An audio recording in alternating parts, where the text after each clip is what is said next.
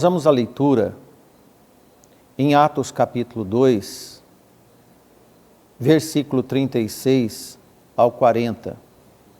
Hoje à noite, se Deus nos permitir, nós comentaremos sobre a igreja responsável que o nosso Senhor Jesus Cristo organizou. Quem está no Facebook, a transmissão já está com a transparência, a projeção, e os irmãos que estão no Skype, por favor, abra suas Bíblias. Vamos à leitura. Saiba, pois, com certeza toda a casa de Israel, que a este Jesus, a quem vós crucificastes, Deus o fez Senhor e Cristo.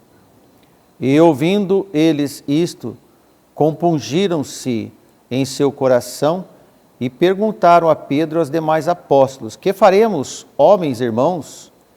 E disse-lhes Pedro: arrependei-vos e cada um de vós seja batizado em nome de Jesus Cristo para o perdão dos pecados e recebereis o dom do Espírito Santo. Porque a promessa vos diz respeito a vós, a vossos filhos e a todos que estão longe, a tantos quantos Deus, nosso Senhor, chamar. E com muitas outras palavras isto testificava e os exortava, dizendo: salvai-vos desta geração perversa. Senhor nosso Deus, pedimos nesse momento a sua proteção, o conhecimento e a permissão para poder falar da sua palavra. Instrua seu servo, que o Senhor chamou para estar pregando o seu evangelho, e na oportunidade eu ser útil, Senhor, segundo a sua vontade, assim como todas as igrejas que o Senhor aprova. Em nome de Jesus queremos te agradecer. Amém. Irmãos, essa leitura foi ponto seguido após o Pentecostes, onde houve uma situação nunca vista e as pessoas ficaram perturbadas de tudo que lá ocorreu em Atos capítulo 2. De forma que, quando o apóstolo Pedro foi questionado, e ele, tomando a palavra, foi explicar o acontecido, e ele diz no versículo 32 que Deus ressuscitou este Jesus, que todos nós somos testemunhas. E Pedro já diz que ele estava consagrado à destra de Deus, recebido nos céus, e a promessa do Espírito Santo tinha feito todo aquelas cenas de uma parousia, vamos dizer, do aparecimento do Espírito Santo diante dos homens como nós, e que eles não estavam preparados para ver tantas coisas maravilhosas. E então Pedro, ele diz sobre os fatos, explica, mas antes eu quero ver com os irmãos, para depois nós entendermos melhor o que aconteceu e o significado de Atos 2, dessa importante missão da Igreja do Senhor. Em Lucas capítulo 3, versículo 19 até o 22, nós vamos ver um fato lamentável. Antes desta leitura, pouco tempo antes da crucificação do nosso Senhor Jesus Cristo, poucos anos, nós vemos que João Batista estava preso. Sendo, porém, o tetrarca Herodes repreendido por ele por causa de Herodias, mulher de seu irmão Filipe, e por todas as maldades que Herodes tinha feito, acrescentou a todas as outras ainda esta, a encerrar João num cárcere. E aconteceu que, como todo o povo se batizava, sendo batizado também Jesus, orando ele, o céu se abriu, e o Espírito Santo desceu sobre ele em forma corpórea, como pomba, e ouviu-se uma voz do céu que dizia: Tu és meu Filho amado, em ti me comprazo. Jesus ouvindo a notícia da prisão de João Batista, ele voltou para a Galiléia, deixando Nazaré, e foi morar em Cafarnaum. Jesus estava aproximadamente com 30 anos, quando nós vemos esse relato em relação a Jesus estar voltando para Cafarnaum, para a Galiléia. E nós vemos em Isaías 9:2, o povo que andava em trevas viu uma grande luz, e sobre os que habitavam na região da sombra da morte, resplandeceu a luz. Com João preso, Jesus assumiu o que era lhe determinado fazer. Mais uma leitura, antes de nós fazermos uma compreensão melhor desses textos que nós estamos lendo. Em Mateus capítulo 4, versículo 13 ao 17, nós vemos: deixando Nazaré, foi habitar em Cafarnaum, cidade marítima nos confins de Zebulon e Naftali, a terra de Zebulon e a terra de Naftali, junto ao caminho do mar, além do Jordão, a Galiléia das nações. O povo que estava assentado nas trevas viu uma grande luz, e aos que estavam assentados na região da sombra da morte, a luz raiou. Desde então, começou Jesus a pregar e a dizer: arrependei-vos, porque está próximo o reino dos céus. Entre a tomada de Jesus no seu ministério, até a leitura que nós fizemos em Atos 2, foram 3 anos e pouco. Não muito tempo, mas foi intenso. Muitas coisas aconteceram. Muitas pessoas ficaram assustadas. A maioria foi levada pelos líderes a não acreditar em nada do que estava acontecendo. Então, praticamente, eles viam coisas maravilhosas, mas ao mesmo tempo era desfeito tudo que eles viram. Ocorre que na leitura que nós fizemos em Atos capítulo 2, que são os versículos chaves do nosso comentário dessa noite, foi quando Pedro disse que aquele que eles crucificaram havia sido ressuscitado. Então, naquele dia, mais de 3.000 almas se converteram, e a pergunta-chave foi: que faremos, homens, irmãos? Bom, irmãos, nós sabemos o que fazer. Jesus já havia começado a pregar o que João tinha pregado. Por isso que nós vemos que João, nesse tempo, estava encarcerado. Então, a partir deste momento, Jesus começou a pregar e assumir. Ficou para nós, até os dias de hoje, esta nobre lição de casa, que ele iniciou, e a igreja não pode desviar deste único compromisso que ele delegou para os seus apóstolos e para a igreja, até o dia da volta do nosso Senhor, ato sem parar. Jesus já havia pregado antes, tanto para os judeus como para os samaritanos, mas a partir deste momento, ele começou a pregar publicamente e declaradamente, e a insistir na mesma doutrina que João já havia pregado.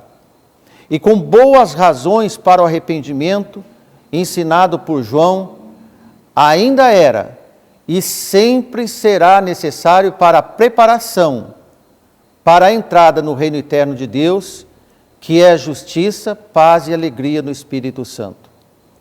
A mensagem não é usada apenas com relação a indivíduos, nos quais este reino deve ser estabelecido, mas também com relação à igreja e todo o corpo dos crentes. Este é o motivo de existir e existirem igrejas até o dia de hoje, tão perseguidas.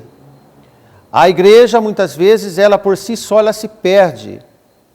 E às vezes, as pessoas mudam do lugar, mas lá organizam outras igrejas. Assim foi organizada a igreja em Bauru.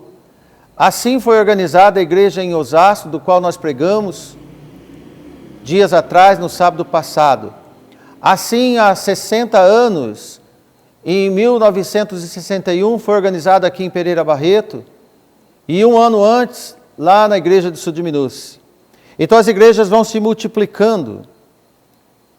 Pelo fato de João Batista ser preso, pelo tetrarca Herodes da Galileia, e ser degolado no dia da festa de aniversário de Herodes, estamos falando dos inconvenientes, das perseguições aos homens de Deus, começado por João, já na era, podemos dizer, neotestamentária.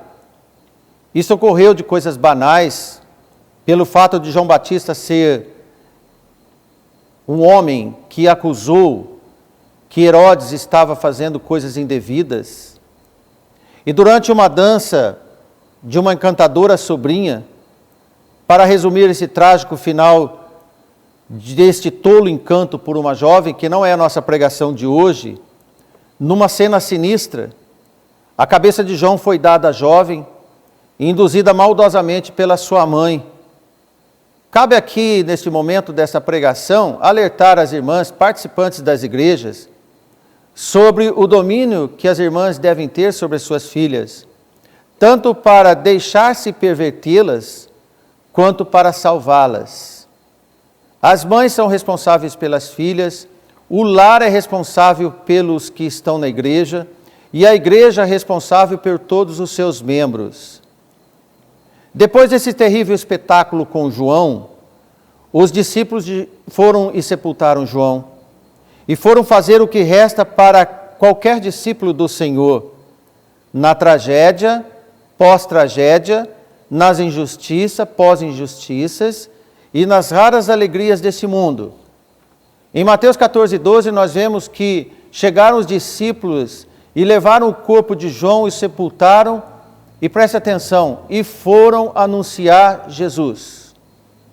Embora eles estavam de luto, eles foram anunciar Jesus.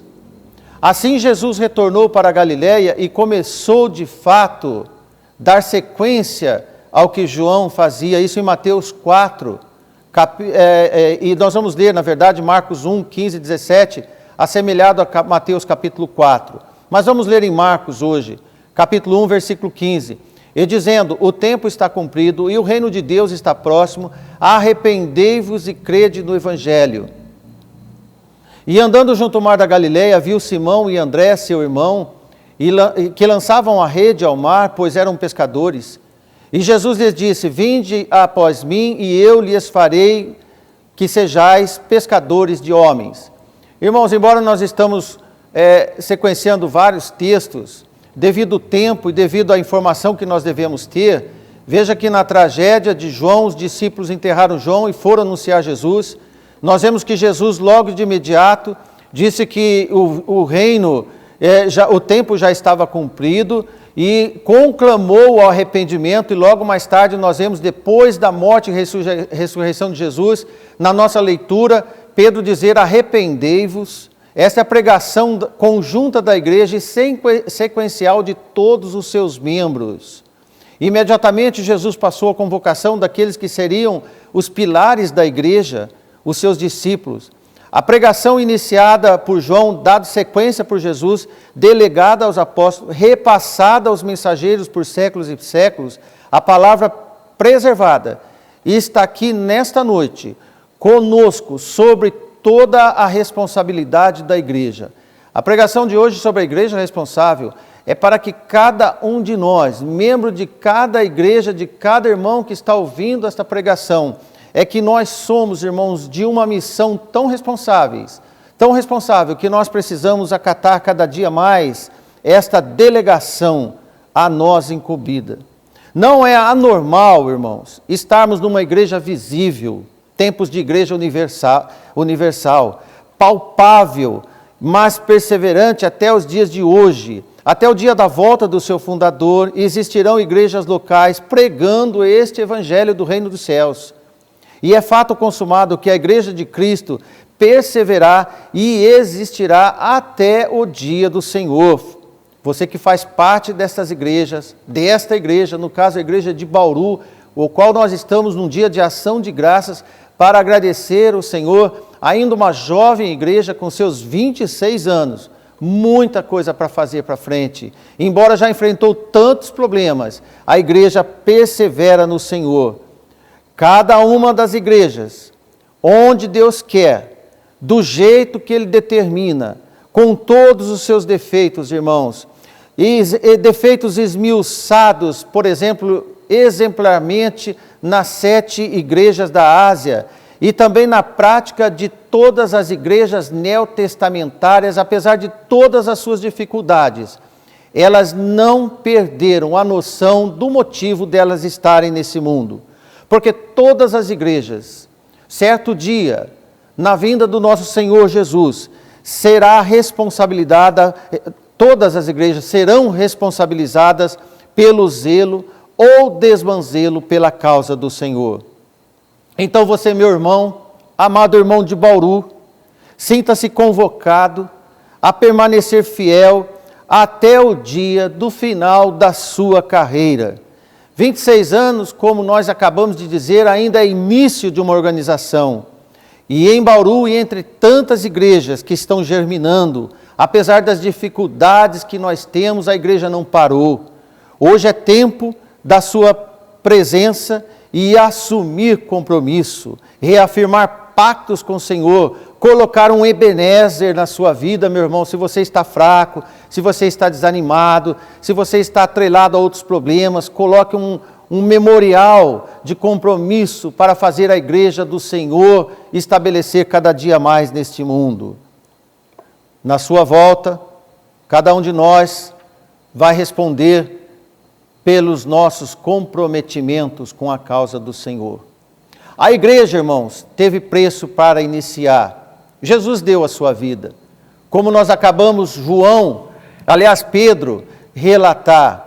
Como nós acabamos de relatar, João, sim, degolado, os apóstolos foram esfoliados, entre outras criatividades mais escusas e cruéis de Satanás, para brecar e calar os anunciadores da igreja.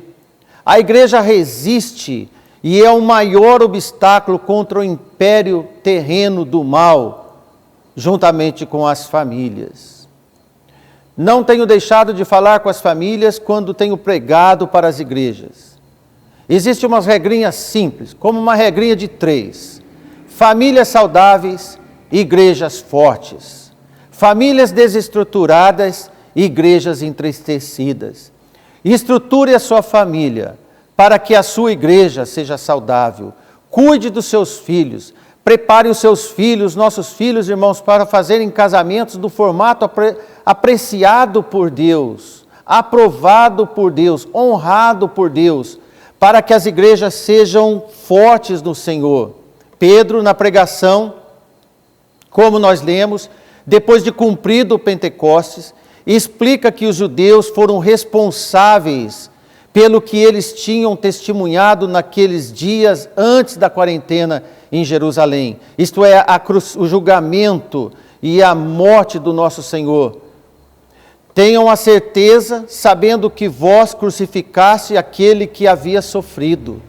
Homem distinto e o mais distinto entre todos os outros. Não havia nada melhor para lhes mostrar a culpa de terem feito tudo o que eles fizeram com o nosso Senhor. E Pedro foi oportuno. Quando Pedro diz no versículo 36, saiba, pois, com certeza, toda a casa de Israel, que a este Jesus, a quem vós crucificastes, Deus o fez Senhor e Cristo. E ponto final. Diante desta afirmativa categórica do apóstolo Pedro, o Filho de Deus, a esperança da nação, não foi entendido. Então eles entenderam o papel tão mau que eles fizeram, mataram o Messias.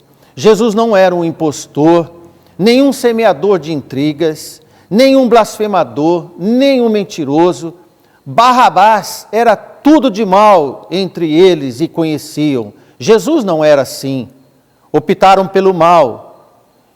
O significado de Barrabás é que o homem hoje continua pela opção do mal. Mas ali, irmãos, apareceu entre eles o Messias de Deus, tão esperado, e quando ele veio, não creram nele. Quantas pessoas querem ter o Senhor, e quando ouvem a pregação do Senhor, se decepcionam e não creem no anunciante da palavra de Deus. A culpa foi reconhecida neste caso, depois de tudo feito. Claro que sabemos que está tudo debaixo dos desígnios e dos propósitos de Deus. Mas todos eles tinham as mãos sujas com o sangue do Salvador. Não há nada mais adequado para fazer os pecadores temerem e tremerem do que mostrar-lhes que, ao rejeitarem o nosso Senhor Jesus Cristo, são cúmplices da sua crucificação. Então Pedro apontou a cumplicidade tão recente deles. E a palavra de Deus tem mostrado a todos nós até os dias de hoje a cumplicidade nos memoriais dos anais dos pregadores do Evangelho Santo. Foi a forma prática da rejeição a Deus, recusando-se a servi-lo, recusando a servir a Deus. O crime dos pecadores tem uma tripla malignidade: rejeição, matança e permanecerem na rejeição. O homem no pecado, ele quer eliminar todo portador da verdade.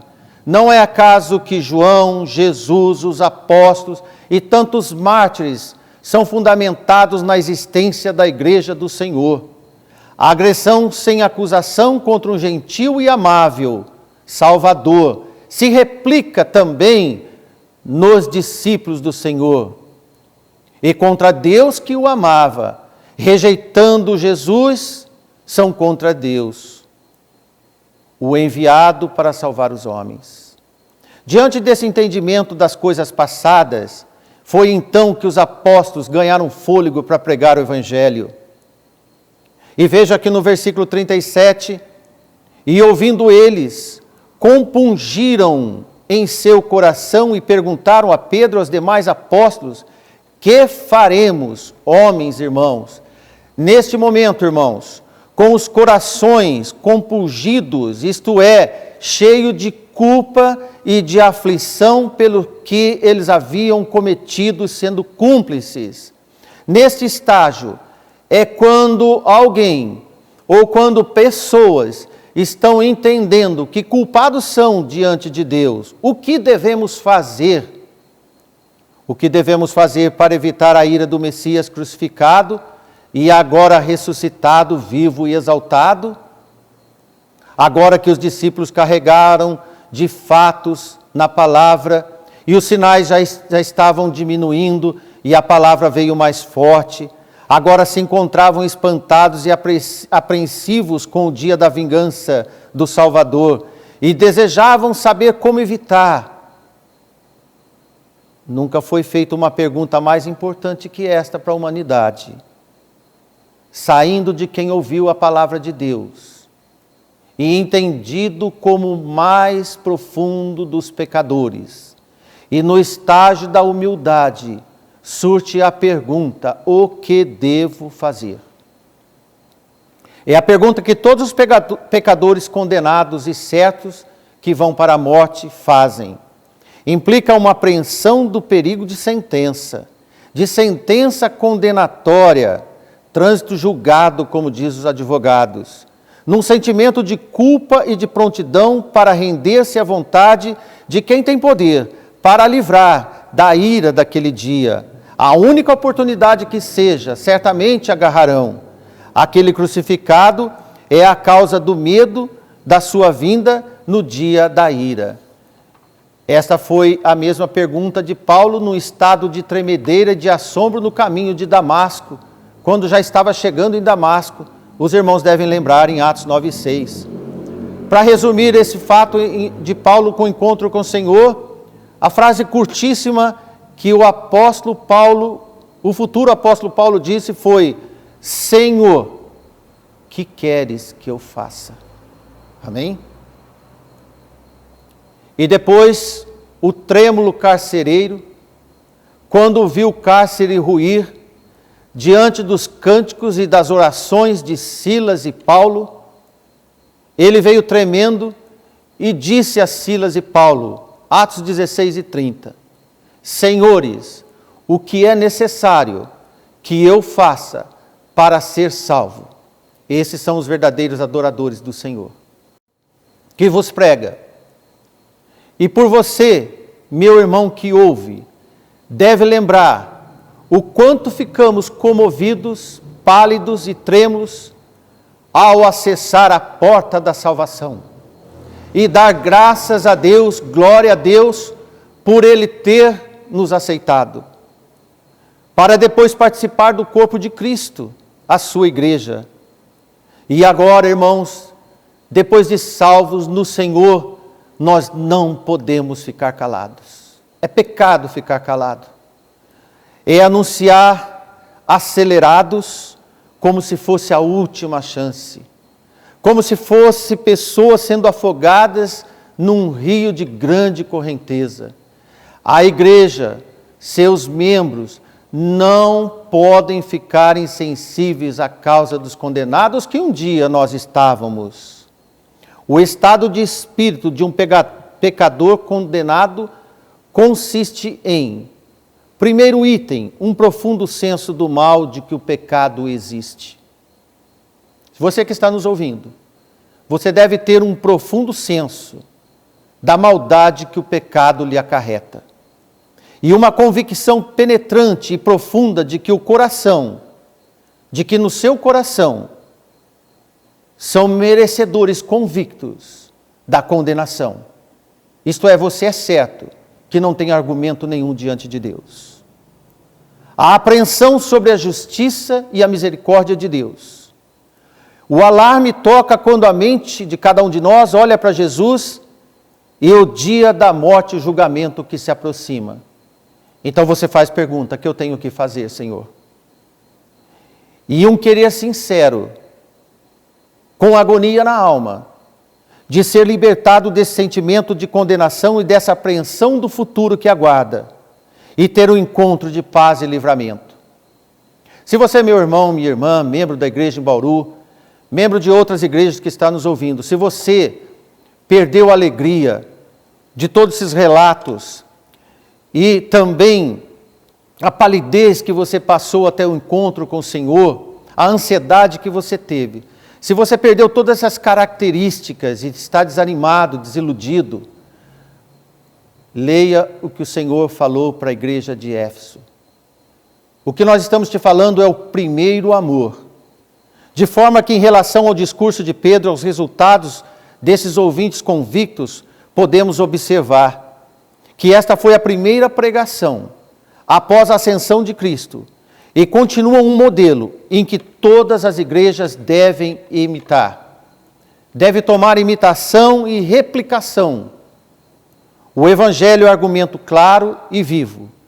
Não há questionamento, nada além da verdade apresentada de maneira clara e impressionante pelo poder de Deus que chega nos nossos corações. Através do Espírito convencedor. Como vemos ele descendo como pomba, em forma de pomba, para receber o Senhor, pelo que ele fez em Atos 2 e pelo que ele faz na sua vida. E este mesmo Espírito é a morada do Espírito do Senhor. Você crê? Tem percebido e é uma realidade ele na sua vida? Em João 16 e 8, Jesus disse, quando ele, dizendo do Espírito Consolador, vier, convencerá o mundo do pecado e da justiça e do juízo. Se confiarmos nas Escrituras, que a igreja vive nesta ordem do Senhor, podemos confirmar que os membros estão seguros no Senhor também. Amém, irmãos? Precisamos conferir que o que foi pregado no início da igreja deve ser regra nas igrejas afiliadas co-irmãs, discernindo no Espírito do Senhor, assegurando de que o que foi feito era para se fazer mesmo. E agora devemos arrepender dos nossos pecados ainda teimosos nas nossas vidas e procurar ter uma vida santa diante de Deus, preparados para o grande dia da ira do Senhor, do livramento que nós já temos. A igreja local e seus membros, que entendem o que o Espírito diz às igrejas, através das leituras e estudos em Espírito do Senhor, a fome em aprender e obedecer, alimenta a prática. O Senhor se alegra com a igreja fazedora da obra que lhe foi incumbida, a igreja que prospera no meio das tempestades. Tiago, em 25, diz, num versículo bem conhecido, aquele, porém, que atenta à lei perfeita da liberdade, e nisto persevera, não sendo ouvinte esquecidiço, mas fazedor da obra, esse tal será bem-aventurado no seu feito. O crente que atende os ensinamentos, o exercício da vida ensinada pelo nosso Senhor Jesus Cristo, será uma pessoa diferente de tudo que o mundo apresenta na sua melhor forma que a humanidade pode conseguir. O arrependimento implica tristeza pelo pecado cometido contra Deus, juntamente com o propósito de abandoná-lo. Não é apenas, e quero deixar bem claro para nós, irmãos, e você que está nos ouvindo, não é o arrependimento, não é apenas medo das consequências do pecado ou a ira de Deus no inferno. Repito porque passou a moto aqui fazendo barulho. Não é apenas o medo das consequências do pecado que te faz aproximar de Jesus, ou medo do inferno. É uma consequência que as pessoas estão tendo, medo de morrer. Veja, é uma consciência do pecado que devemos ter, na sua maldade, nos seus efeitos, como a essência do próprio mal, e que leva a nossa alma a ter ódio do pecado e abandoná-lo. É diferente. Deixando para trás toda a impressão do castigo do pecado, o mero fato de que o pecado é mau e que Deus também odeia, razão suficiente pela qual aqueles que são verdadeiramente arrependidos dar o desprezo ao pecado. Porque o falso arrependimento teme as consequências do pecado. O verdadeiro arrependimento teme o próprio pecado, não as consequências. Para encerrarmos, passamos 4 pilares, conforme descrito em Atos 2, para nós. E esses 4 pilares dão sustentação ao governo da igreja e das nossas vidas, e que serve de parâmetro para nós, até os dias de hoje, até o dia que Jesus voltar. Primeiro, o valor do comprometimento. Perseveraram na doutrina dos apóstolos. Comprometimento é perseverança, não cabe desânimo. O valor da solidariedade. A igreja deve ser solidária na ajuda aos necessitados. O valor da unidade. Perseveravam unânimes em oração. O valor da influência. A igreja que o mundo vê é o que cada membro é para dar continuidade de geração em geração por tantos quantos anos Deus nos permitir aqui nesta terra.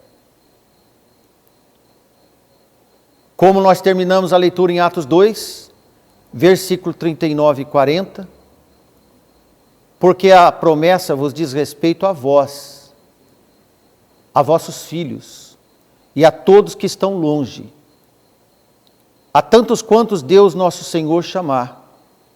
E com muitas outras palavras isto testificava e os exortava, dizendo: salvai-vos desta geração perversa. Como sabemos, um ditado: quem ama, cuida e preserva.